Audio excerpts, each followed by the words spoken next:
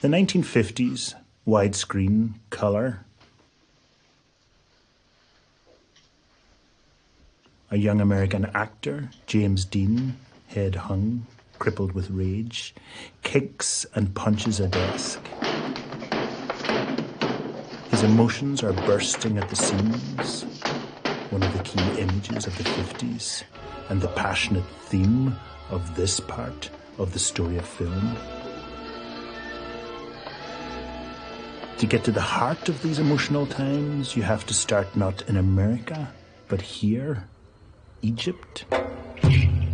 The youth rebellion of James Dean was taking place here too, where there was even more to kick out against.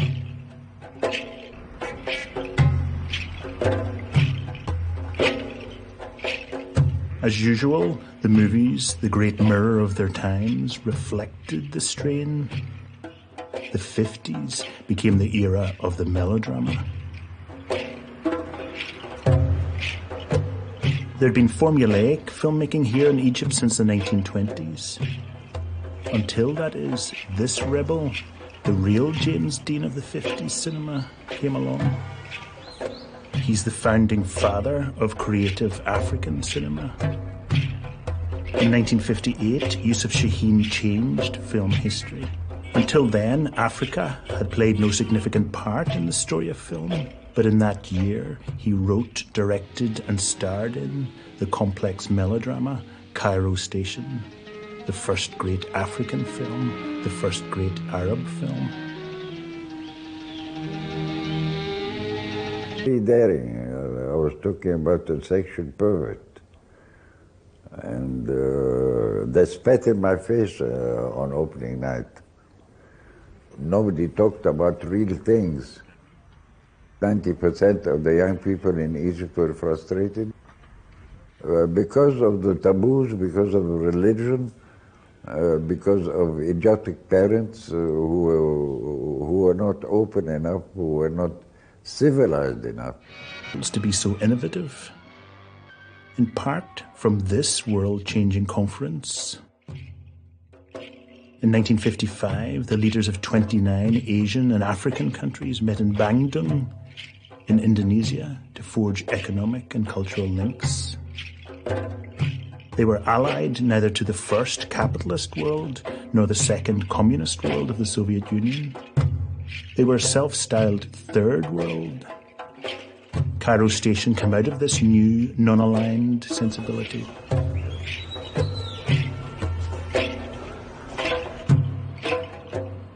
But this new anger and confidence could be seen in many places around the world, nowhere more so than this vast country, India.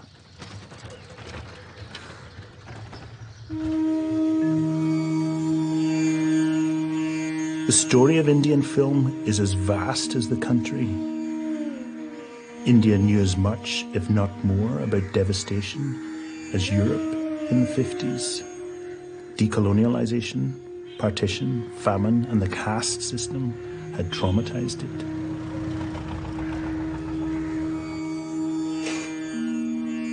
In all this turmoil, you'd think that the country would have no time for cinema. But you'd be wrong. By the 1950s, India seemed made for cinema.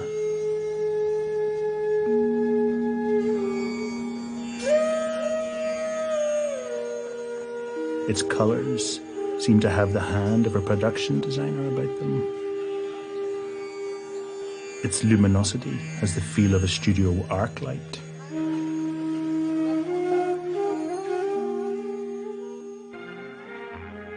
Look at this scene from one of the great Indian films, Paper Flowers. A beam of light opens up in a film studio.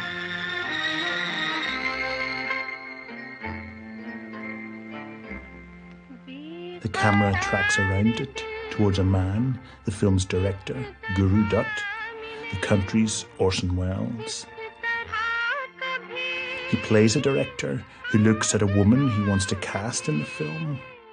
She's lit from below, no hair light, the opposite of Hollywood lighting. जिस तरह कभी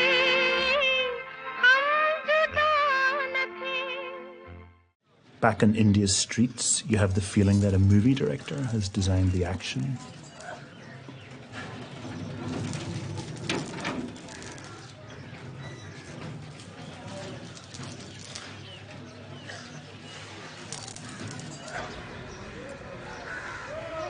Worshipping movie stars wasn't a stretch for Indians. The country's photogenic, like Marilyn Monroe is photogenic. The first movies made by Indians were about the lives of saints, or what were called mythologicals, like this one.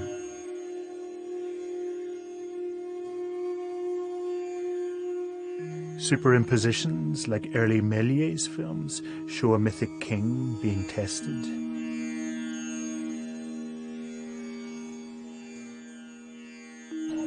Then in the 30s, India's film industry wired for sound. Immediately, it drew on the traditions of musical theatre in the country. As a result, India's became the only national cinema where musical interludes became the norm. And the seeds of what would become known as Bollywood were sown. Colour, display, theatricality. This sounds familiar, like Hollywood. Cinema as bauble. But the less told story of Indian cinema is how it turned its face towards reality. What became known as socials, reforming films, challenging the caste system, or materialism, or poverty, emerged in the 1930s. The realism of such scenes predates Italian neorealism.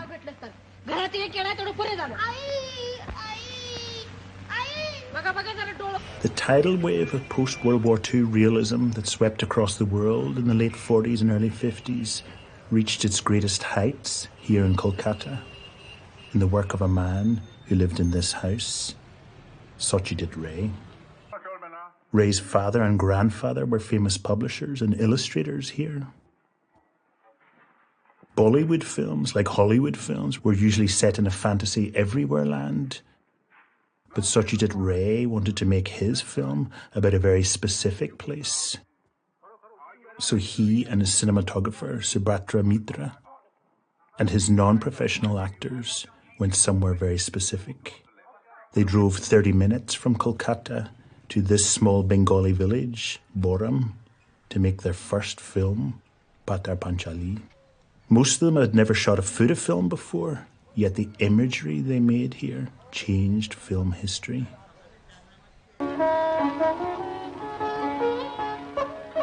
Patar Panchali was a portrait of the life of Apu. What was so new was that we were seeing a real Indian village on screen for the first time. The movie dispelled ignorance about village life. Real, not idealized kids, domestic details, cooking, drying clothes.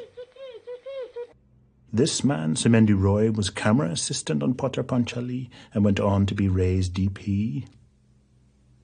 Pather Panchali যখন আমি সবে তখন একেবারে অনভিজ্ঞ একজন কম বয়সের একটি যুবক। অতএব সেখানে আমি তার আগে আমার যতটুকু চলচ্চিত্রের সঙ্গে অভিজ্ঞতা ওই স্টুডিওতে, আমি যেহেতু অ্যাপ্রেন্টিস হিসেবে ঢুকেছিলাম, তো সেখানে স্টুডিওতে যে ধরনের ছবি হতো মেন স্ট্রিমের, তারই একটা অভিজ্ঞতা ছিল আমার সঙ্গে। তো সেখানে আমি দেখতাম যে এখানে ওই যে বললাম একটা যে মেকআপ, মুখ সে ছেলেরাও মেকআপ করছে, মেয়েরাও মেকআপ, কম বেশি জামা কাপড়ের মধ্যে যেমন ধরুন সাদা জিনিসটাকে অ্যাভয়েড হতো।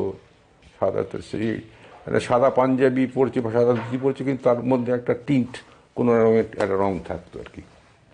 এবং কথাবার্তার মধ্যেও একটা নাটকীয়তা থাকতো, এই আর কি। তো Roy still handles the original camera that they used with great pride. It looks like a tank compared to the small cameras today. It's amazing that they captured so many intimate scenes with such an unwieldy thing. Though most of the filming was on location, key scenes were shot in this studio, Tullygunge, in the south of Kolkata, where many of the great Bengali films were made. This is the actual soundstage where some of Patar Panchali's sets were built.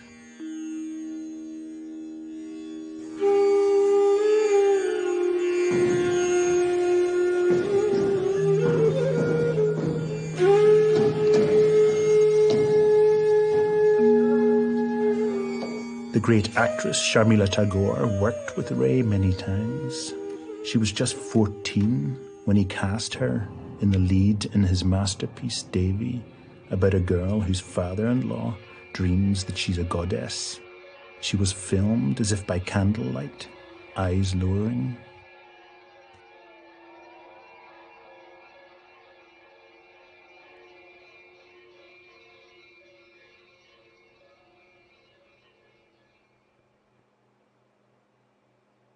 Like, I was a amateur when I worked in Devi. That was my second film with him after Apur Sangsar.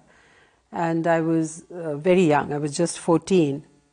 As you know, was a very tall person.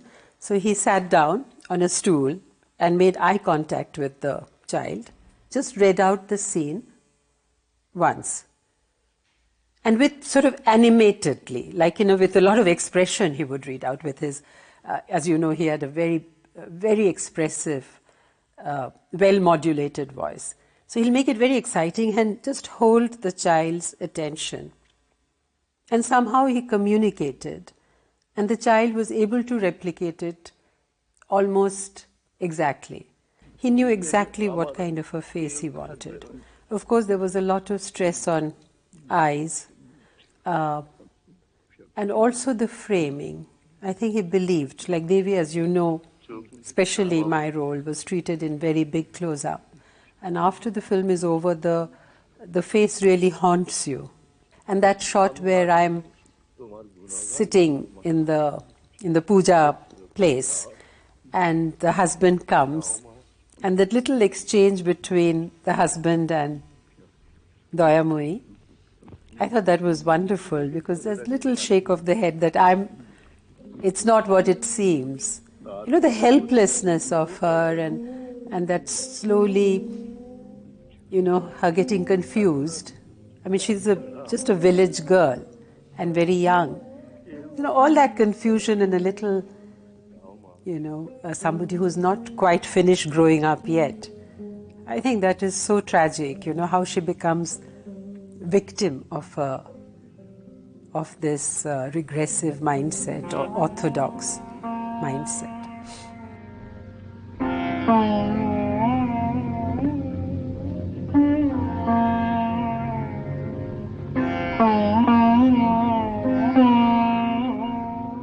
Manikda, as you know, Ray we called Manikda. He knew a lot about painting and that control. He had tremendous control. Everything, there was not an extra note. It was so well orchestrated. So I think that's the kind of search for truth through his own work and through his own, he wanted to evolve through the film, and he was this eternal quest. So, he had all that element. He had imbibed all that within him and music. And he used this beautiful medium to express himself.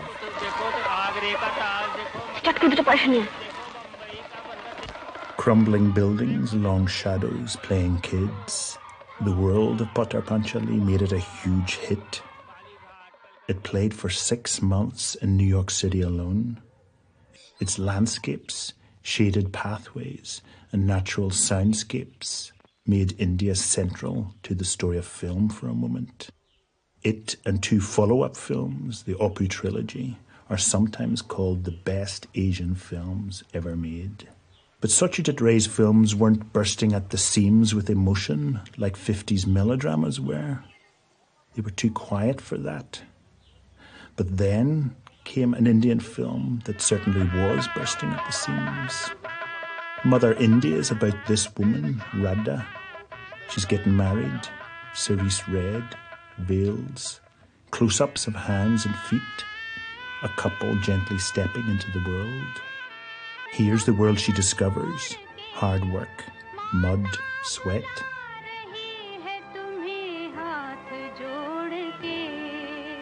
An independent workers' India, labouring to be modern and socialist, filmed in much more earthy colours.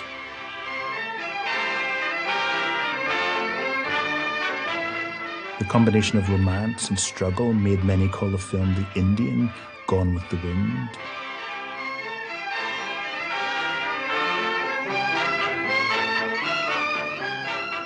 In this extraordinary scene, peasants stand on the map of India in a way that echoes Hollywood musicals, but also Soviet propaganda. The main character and the whole of India are strong, but fated to fail. Mother India was a State of the Nation film and a landmark in world cinema.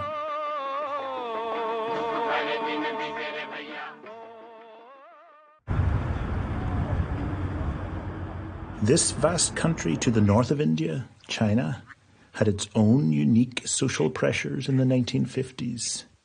As we've seen, the country had a movie golden age in the 1930s. Chairman Mao took control of the country in the late 40s, and filmmaking came under state control. Few people would know more about this than this remarkable man, director Ziut Jin. Ziut was reportedly born in 1923 to a family so wealthy that his mother's dowry was delivered on 20 boats. He made his first films in the 50s and then became the greatest Chinese filmmaker of the day, a major stylist, a star director, and a winner of scores of awards. Ziut feels that Chinese film culture is unique. 为什么中国人并不喜欢做西方的一些电影？什么原因？他每一个文化艺术的东西，都是他这个国家自己的最重要的一些。我们中国嘛，最喜欢我们自己中国拍的一些电影，并不一定。Chinese film was produced in unique circumstances, but look at Ziu's greatest film, Two Stage Sisters. A woman in tears, highlights in her eyes. The camera moves in to get a closer look at her emotion. We recognize this type of filmmaking. Like the 50s films we've looked at in Egypt and India, it's a brilliant melodrama. The woman and her sister join a Chinese opera troupe. Look at Ziu's shot here. The camera rushes left, ravishing colour, then a look behind the curtain, then the emergence of the actresses. Everything beautifully placed in the moving frame.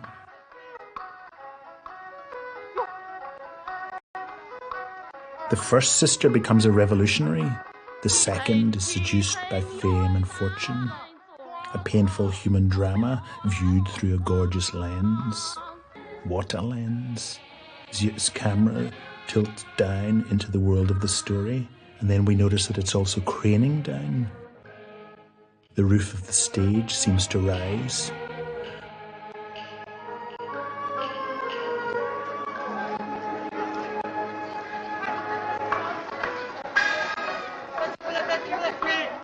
From a god's eye view to a peasant's.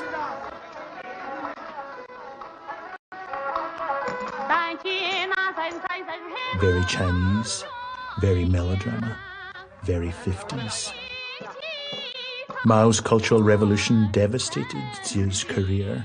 文革以前根本不许拍电影，我们根本就没工作了，这个完全不一样啊。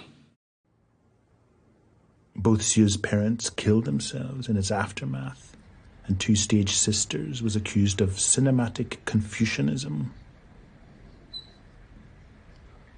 He himself was given a job cleaning the toilets of the movie studio where he was once a leading director.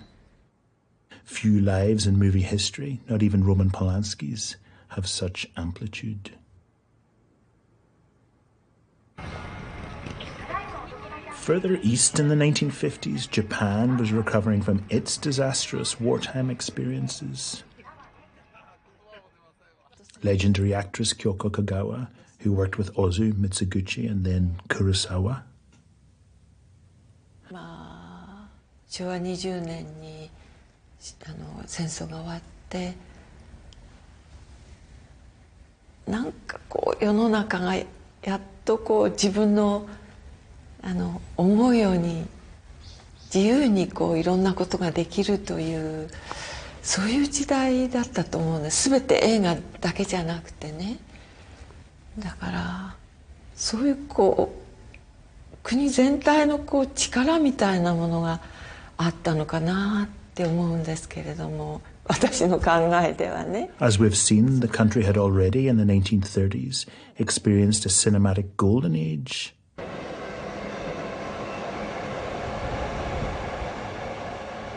But the 1950s heralded another. Central to this golden age was Akira Kurosawa. 私の感じるところでは溝口監督と非常にこう共通している点があるように感じました。というのは一つはそのワンシーンワンカットでお撮りになるということがまずそうですね。あとやっぱり今振り返っても、5本お世話になったんですけれども黒沢監督なんかとずっと遠いカメラで望遠レンズで撮ってらっしゃるっていうふうに。でもカメラが遠いとねこう自由に動けるというかでカメラの位置を気にしないでお芝居ができるっていうのが非常に私は好きなんですね。ですから。Akira Kurosawa did indeed look at individuals with a long lens. Look at this scene from his film Ikaru. Most of the movies of Kurosawa are about this emerging of the individual, how someone distinguishes themselves from others without being selfish. A very 50s tension. Filmmaker and critic Donald Ritchie. The hero in a Kurosawa film is notable for his staying power. Even though it won't work, he does it over and over and over again. All of the Kurosawa heroes keep at it until finally, once I was with Kurosawa and I saw an example of this, he had a pen that didn't work, ballpoint, and it wouldn't work. And most people said to the assistant, bring me another ball pen. He didn't. He started working that ball pen, and finally, after about 10 minutes of manipulation, it worked. And I thought this is sort of a metaphor for Kurosawa himself and for the way that he thinks about his people. The detective in Stray Dog doesn't have a one chance in hell of ever getting that gun back again. But he tries and he tries and he tries and he tries and he does.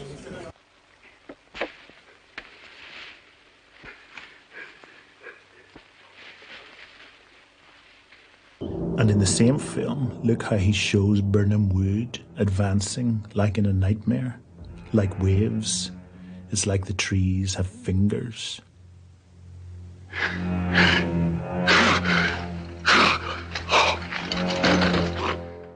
Here where this scene from The Godfather came from.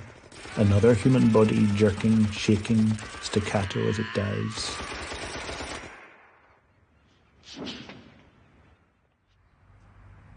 Kurosawa's work became, in effect, a style book for cinema.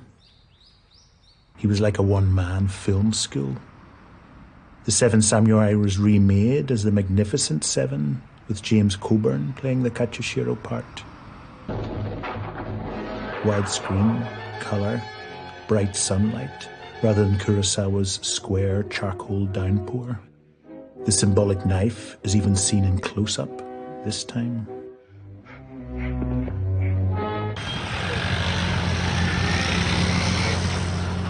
The Western world in the 50s knew about Satyajit Ray, Kurosawa and Ozu, but move, say, to Latin America, and it drew a blank, which was the Western world's loss, because filmmaking in Brazil and Mexico was revving up.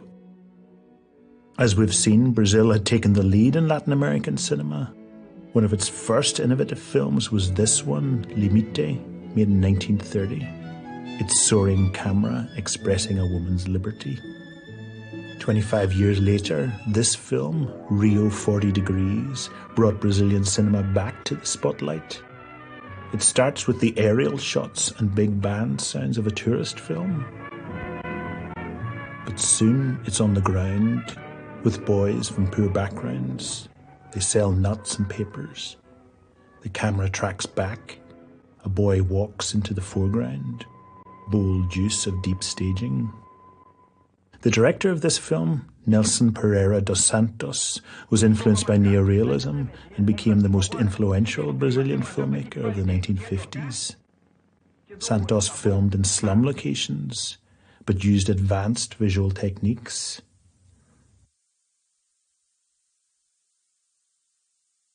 Rio 40 Degrees had multiple storylines. Here, Santos tracks from the boys, who feature throughout, to two men who talk about adult problems. An innovative shift in story without a cut.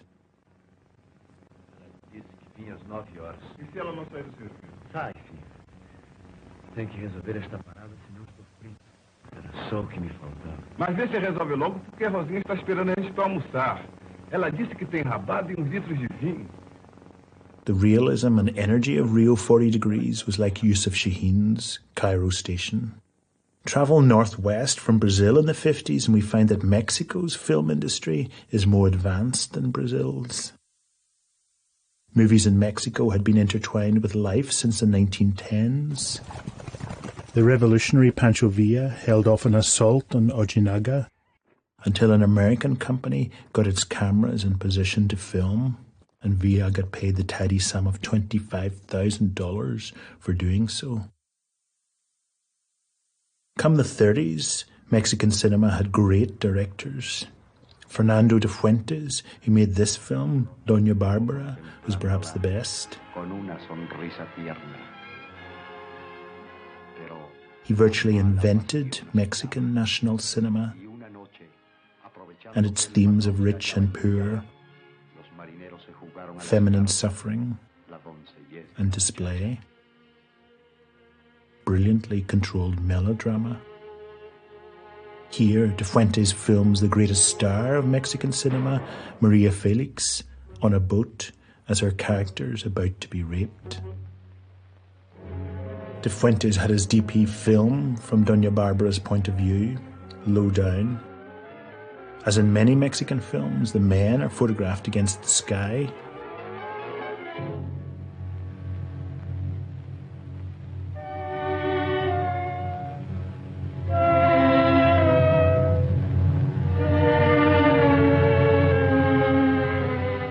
Doña Barbara is hardened by the assault. She becomes a landowner and rules with an iron fist. Muchas gracias, gringo. Gringo, you fight with Mapache? Y hay mucho dinero.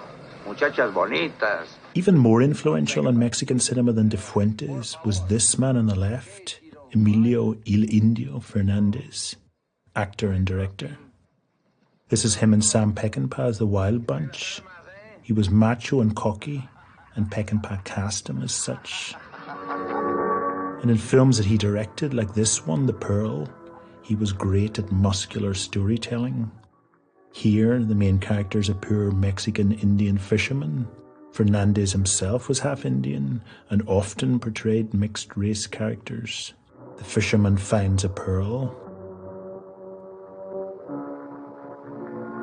His life can at last change for the better, but people become jealous of him and his wife, and they can't sell the pearl. It becomes a cancer in their lives, poisoning everything. The film was shot by Gabriel Figueroa, one of the greatest cinematographers of his day, who studied with Orson Welles, his favourite director of cinematography, Greg Toland. The Fernandez-Figueroa films were luminous, the space deep and rounded by light, like Michelangelo's sculptures. But they also showed life to be doomed, fated to fail, an innovative combination of gleaming light and dark human themes. A kind of landscape Mexican film noir.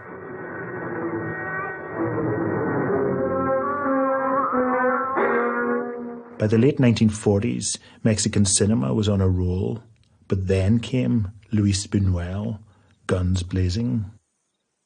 The last time we met him was here, at the premiere of his surrealist film, L'Âge d'Or.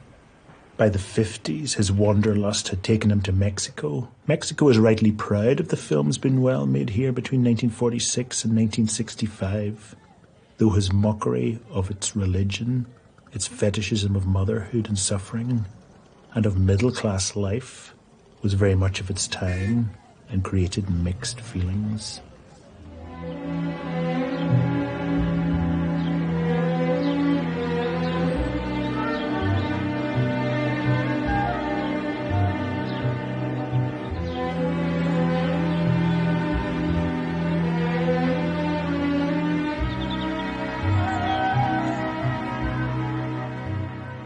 And in this journey around the movie world in the 50s, we then come to the land of the free, America, an idealized America.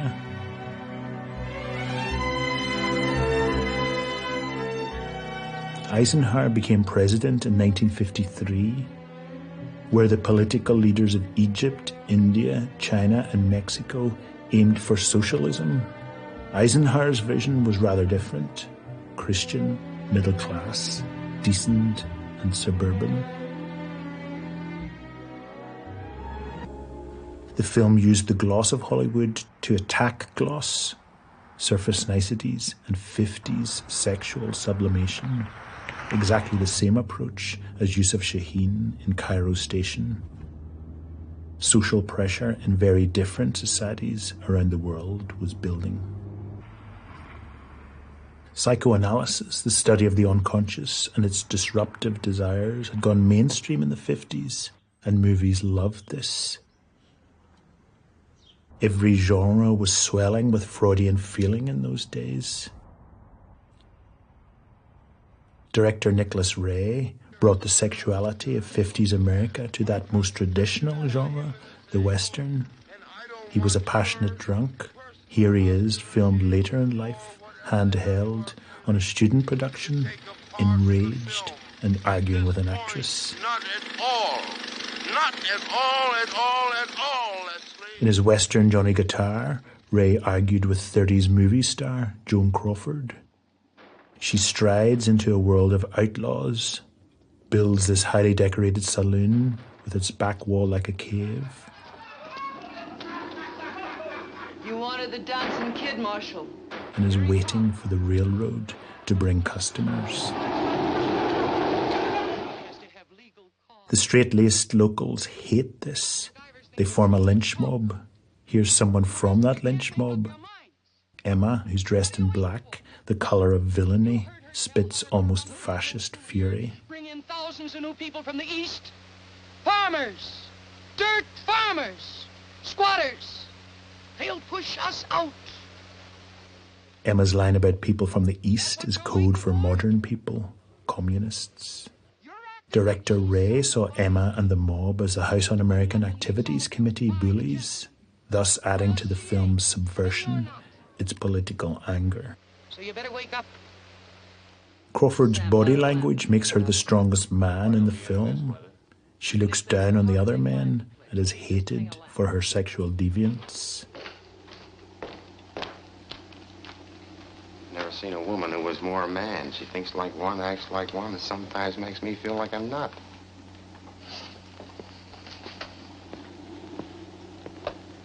Eddie, that's last month's paper. How many times do you have to read it? Johnny Guitar was released in America to pretty terrible reviews. But this French director and critic, François Truffaut, wrote that anyone who rejects it should never go to see movies again. Such people will never recognize inspiration, a shot, an idea, a good film, or even cinema itself. The camp of Johnny Guitar, its Freudian sexuality, showed that the lid could not be kept on the pressure cooker of sex in movies in the 1950s. In the films of underground maestro Kenneth Anger, the lid blew off. In this scene in his 1947 film, Fireworks, Anger himself is stripped and beaten by sailors.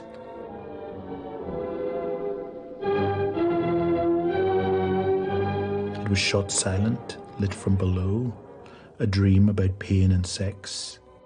The French director Jean Cocteau, whose film The Blood of the Poet helped found poetic underground cinema, saw Fireworks and wrote a fan letter to Anger about it. 17 years later, his Scorpio Rising once again combined masculine costumes with bodily close-ups, low-level lighting, and fetishism, but this time added rock and roll songs to the soundtrack. This was the first time this had been done in this way. Highly innovative. A technique that would be copied by Martin Scorsese in Mean Streets and David Lynch in Blue Velvet. Precious and warm a memory through the years. The magic techniques of Georges Méliès begat Cocteau, begat Anger, begat Scorsese and Lynch. Quite a chain of command. Through my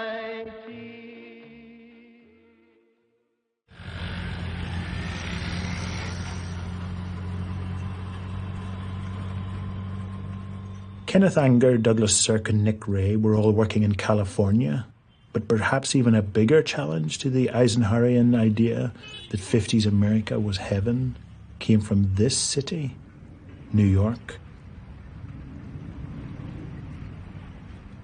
Suspicious of all that sun and sky and all those palm trees, New York had its own ideas about imagery and reality, acting and landscape and sex. TV was made here. Its low-resolution black and white imagery was plain compared to Hollywood spectacle. But a TV drama like this, Marty, about this lonely butcher, was a sensation. He phones a girl, asks her out, but his confidence is low. He's had many knockbacks from women. Doing the Saturday after that? Yes. I understand. Sure.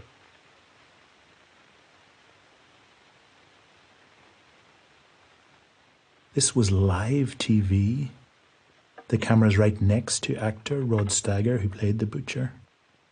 Character rather than gloss.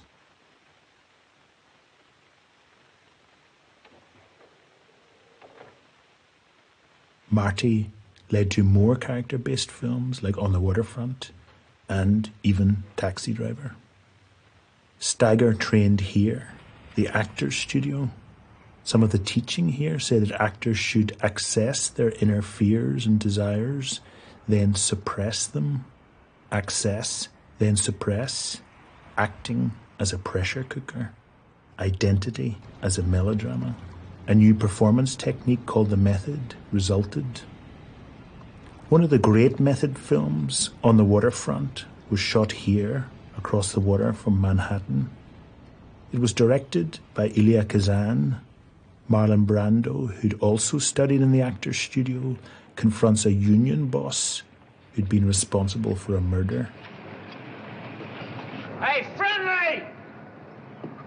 John Friendly, come out of there! Friendly! Come on out of there! Brando's character doesn't think much of himself. He's inarticulate and slow to anger, but his fury, long suppressed, finally explodes. Wait a minute, you! You take them heaters away from you and you're nothing, you know that? You talk yourself in the river. You take the good goods away and the kickbacks and a shakedown cabbage and them pistol arrows and you're nothing. Your guts is all in your wallet and your trigger finger, you know that? As he was taught to prepare for the scene, Brando will have remembered some fury in his personal life, then tried to hide it, then let it all come out. You give it it to Joey, you give it to Dugan, you give it to Charlie, who was one of your own. In this famous scene, Rod Steiger plays Brando's brother. He works for the union boss, has the cashmere coat to show it. Listen to me, Terry. Take the job. Just take it. No questions. Take it. Steiger pulls a gun on his brother. You'd think that Brando would get enraged by this, but the opposite happens.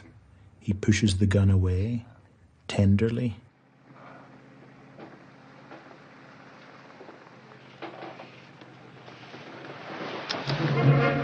Oh, Charlie. The emotion that has been suppressed, hidden, is not rage, but disappointment and even brotherly love. Look, kid.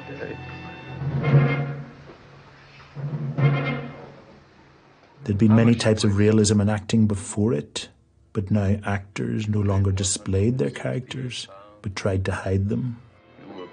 As Freud had taught, the surface is a lie, a mask. Modern, Western, inchoate masculinity came out of moments like the back of the taxi scene. In this scene in Howard Hawks' Western, Red River, old and new cinema fought it out. You're soft. Won't anything make a man out of you? You once told me never to take your gun away from you. You yellow belly. John Wayne, an old-style action man, squared up to the actor who, at the Actors Studio, was even more troubled than Brando, Montgomery Clift.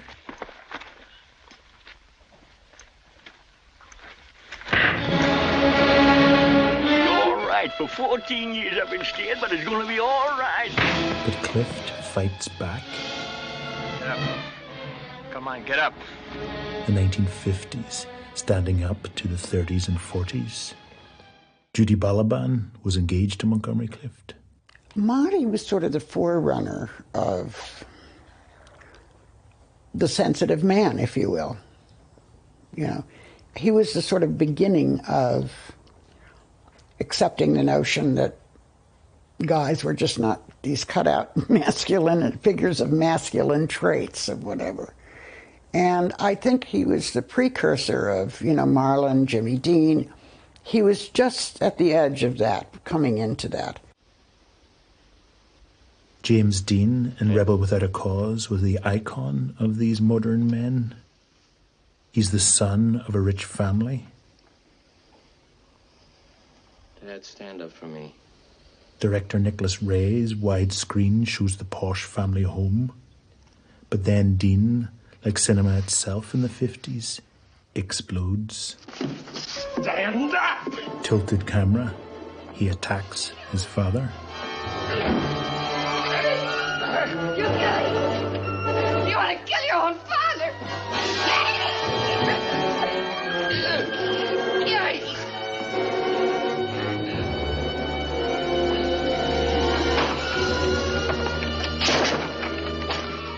He puts the boot into all that good taste.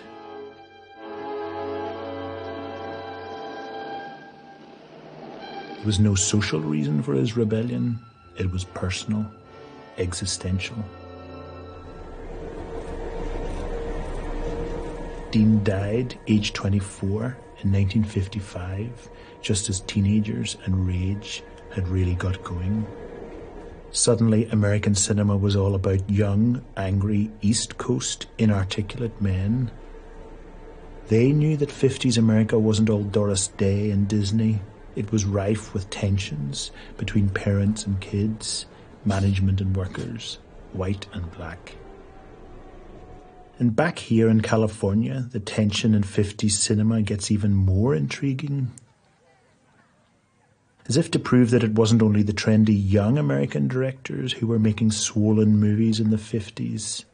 Let's look at what four of the American master directors, Orson Welles, John Ford, Alfred Hitchcock, and Howard Hawks, were up to. Each of them made a masterpiece in those years. Welles filmed his movie Touch of Evil in Venice, California. He plays Hank Quinlan, a corrupt lawman bulging at the waist. Wells filmed with wide-angle lenses to make the imagery bulge. Even the building here seems to curve around the man.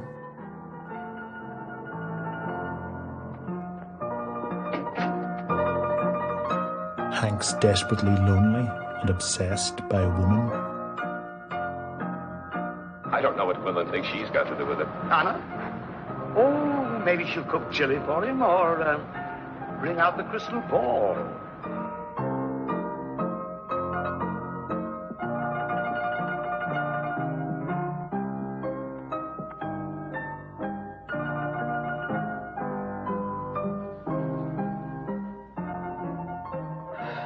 Scotty in Alfred Hitchcock's Vertigo is as obsessed as Ethan and Hank, but with an apparently dead woman.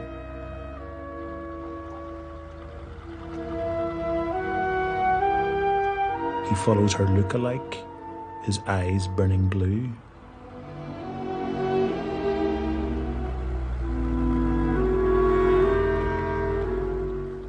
Hitchcock films his point of view, putting us in his driving seat.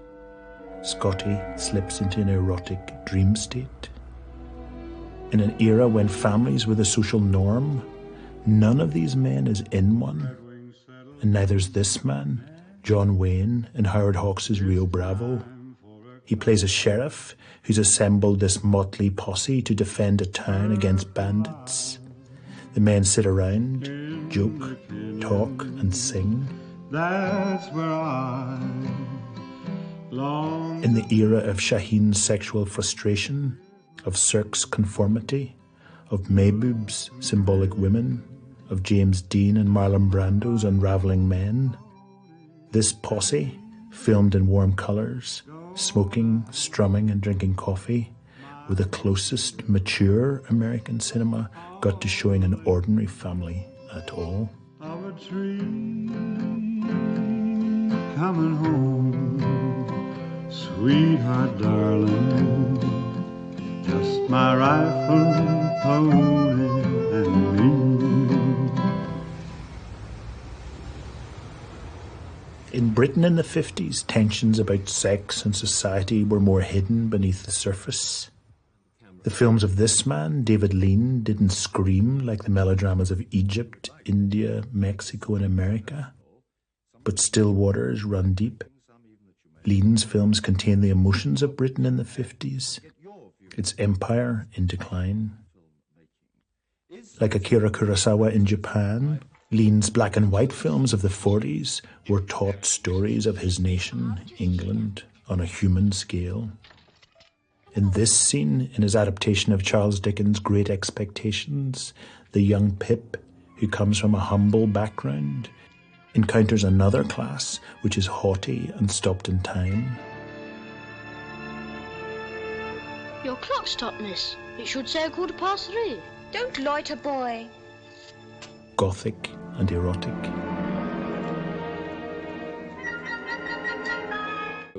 And then, like Kurosawa's, Lean's films seem to become as much about landscape, how it dwarfs people. In this scene from Lawrence of Arabia, Lawrence imagines going to the desert. In The Burning Match, he sees the heat of the Arab sun. Then the famous cut that seems to picture T.E. Lawrence's colonial dream of elsewhere. What makes the film very 50s is that it hints that Lawrence's attraction to Arabia was sexual too.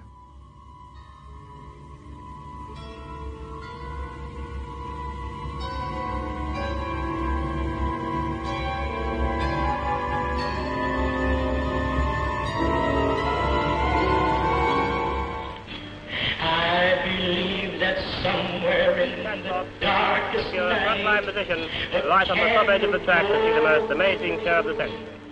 The director who made this film held David Lean in total contempt. Working class people at an amusement park, having fun, believing in life, optimism. The film's interested in these people, but its director, Lindsay Anderson, who was bookish and caustic, didn't believe. He thought that human beings were selfish, especially posh ones. So O Dreamland is a hot subject, filmed coolly.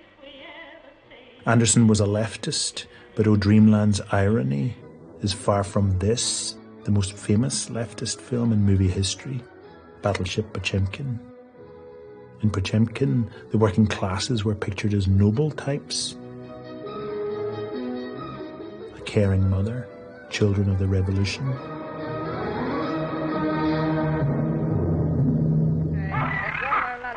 O Dreamland's people, or rather its stare at them, was not simple at all. It was full of pity and admiration, but also disappointment and maybe even contempt. How conflicted and class-ridden, just like Britain itself in the 50s.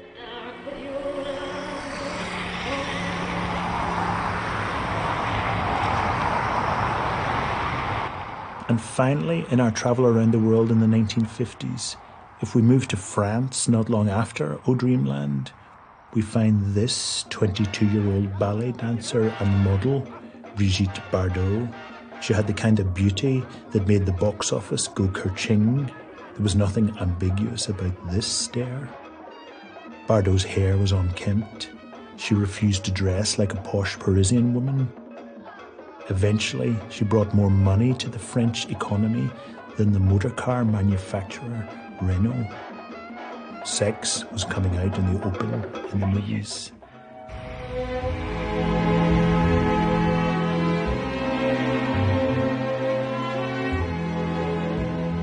The 1950s were the pressure cooker years in the movies. The non-Western world decolonized, got confidence, and you could see this in its movies. The Western world had sex and power on its mind, and you could see this in its movies. Audiences got hot under the collar. They were swollen with the desires of their times.